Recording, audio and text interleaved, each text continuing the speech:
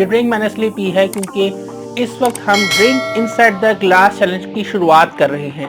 हमने ऐसा क्यों किया? क्योंकि साबिक जज आना शमीम के बेटे अहमद हसन राना ने एक लाइव शो के दौरान एक ड्रिंक उठाया, उसको पी गए। पाकिस्तानी एंकर गईदा फारूकी ने जब उनसे सवाल पूछा कि आपने पहले भी चुस्की ले चुके हुए हैं और उन्होंने दोबारा एक चुस्की लेकर दिखाया, तो गईदा फारूकी साहबा तो इस सवाल के जवाब में परेशान हो गई, थोड़ा सा कंफ्यूज हो गई कि यार ये क्या। उन्होंने ये कहा कि मुझे शराब का कलर बहुत पसंद है, मैं एप्पल जूस पीता हूँ, लेकिन लोगों को लगता है कि मैं शराब पी रहा हूँ। तो ये बातें उन्होंने कही है थोड़ा सा कवर करने के लिए। तो हमने कहा कि हम भी एक चैलेंज आपको देते हैं, सोशल मीडिया यूजर्स को देते हैं, जो कम्युनिटी है वो कुछ करे। और एक ड्रिंक चैलेंज जो है जो हमने स्टार्ट किया है, नीचे हम हैशटैग भी देंगे। हमारा हैशटैग है ड्रिंक इनसाइड द ग्लास। आप चाहें तो खुद वीडियो बनाएं और ड्रिंक पिए उसमें, और हमें वो वीडियो भेजें।